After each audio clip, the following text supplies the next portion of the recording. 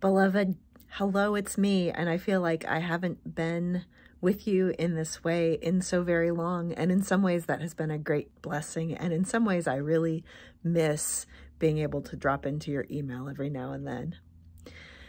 On this Wednesday, as you are getting deep into your week, I want you to recall Sunday's worship and specifically the reflections on the generations of Jesus's genealogy.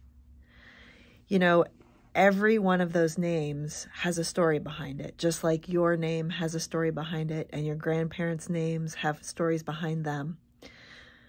And just like it's kind of mind-blowing to think about how all of those stories come together and diverge from one another and reconnect across generations. And they make up this amazing fabric behind us. So the journal prompt in today's devotional is really, really apropos to our conversation on Sunday and to something that's been going on in my own heart. It says in Matthew's genealogy, each name contains a story, threading together a lineage that leads to Christ. And I ask you to record the story of someone who came before you, a relative or a friend who changed your life.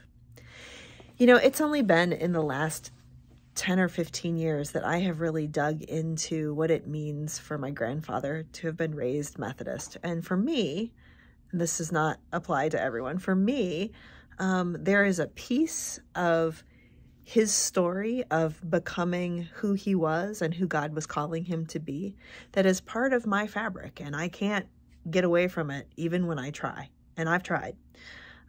But where is there a story lodged in your lineage that is so much a part of you? I invite you to reflect on that today, prayerfully, maybe some writing, maybe some sketching, maybe some praying. Be well, be light. Remember that you are part of God's big story. Thanks be to God.